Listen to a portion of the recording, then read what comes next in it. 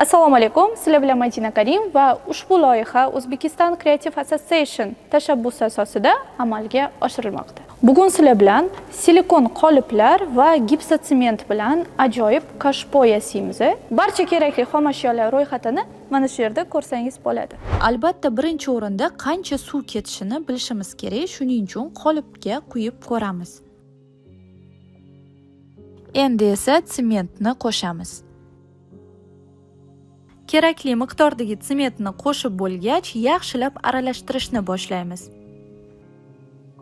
Endi esa tayyor qorishmamizni bir chetidan sal teparoqdan quyishni boshlaymiz.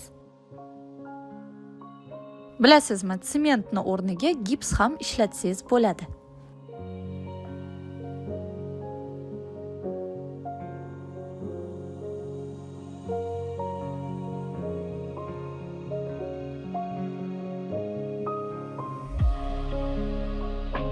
Mana 3 kun o'tdi. Endi qolipimizga quygan sementimizni biz demolding qilamiz.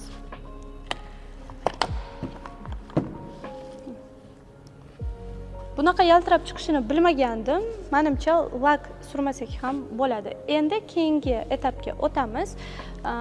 Ichiga grunt solamiz.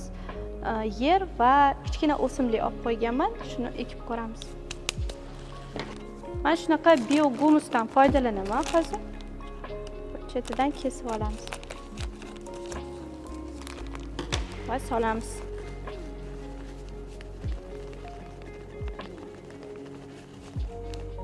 Endi ozgina trambovat qilamiz va o'rtasini ochaman.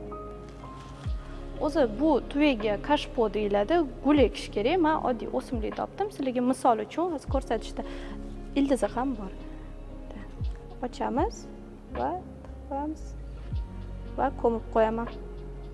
Va keyin ustidan bosib chiqaman. Ozroq.